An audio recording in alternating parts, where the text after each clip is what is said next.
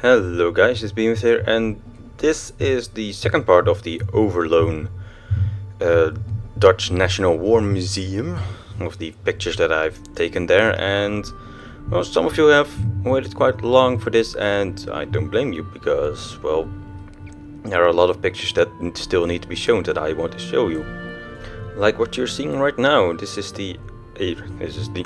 a copy of the Russian flag that was hung above the Reichstag, I think it was. I could be mistaken, but that was the description that was hanging below it. In the category of what is this thing? What is it? It looks something like a nashorn, but it's not. It is British. Here we see the ammunition types. Well, what it is a cruiser tank. Oh no, not the cruiser, pardon me. Valentine Mark I, nicknamed the Archer. Some like this. And hopefully we will see this coming to a World of Tanks near you. Now, this is a fun little thing that I wanted to talk to you about. This is the Goliath tracked mine. The complete German name is the Leichte Ladungstrager Goliath. And well, it is a mine, or a bomb on tracks. Literally, that is it. It was a remote controlled German engineered demolition vehicle, also known as the Beetle tank to the Allies. Deployed of course by the German Wehrmacht during the Second World War. It carried about 60 or 100 kilograms of high explosives, or for the Americans 130 or 220 ounces of high explosive, and depending on the model, and was intended to be used for multiple purposes, such as destroying tanks, disrupting dense infantry formations, and demolition of buildings and bridges. So literally a bomb that you could drive underneath the tank, or suddenly in the middle of a group of soldiers, or just next to a building. Anyway, it was powered by mostly electric motors, but in the later versions, especially the 303B, I think it was, or the 303A as well. Definitely the 303B. It had a gasoline engine, mostly because the electric motors were just very, very expensive to make. Anyways, the Germans used a steering device, a joystick, to steer it, and it had about 650 meters of cable. It had 3 cables, 2 for steering, 1 for the detonation, and well, the utmost length was 650 meters or 2130 feet. So that's quite long.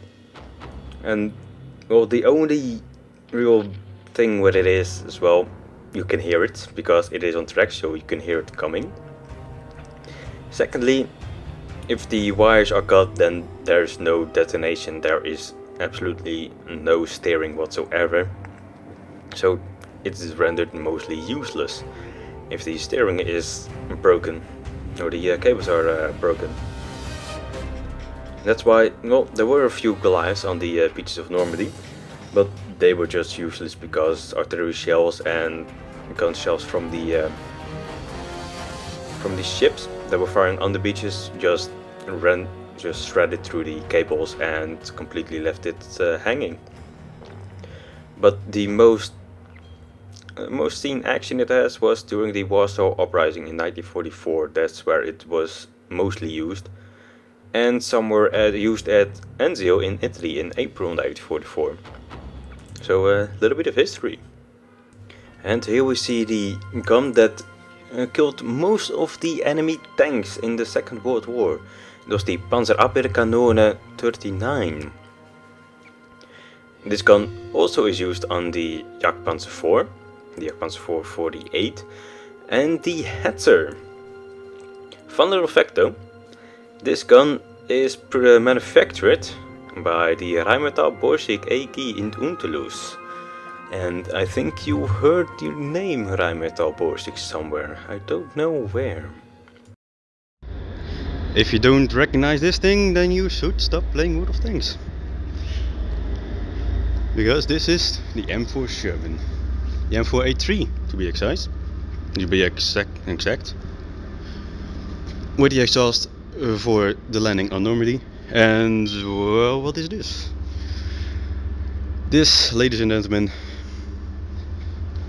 is a freaking torpedo. Talking about torpedoes. Lead mine. Sea mine. One of those two. But that's not all.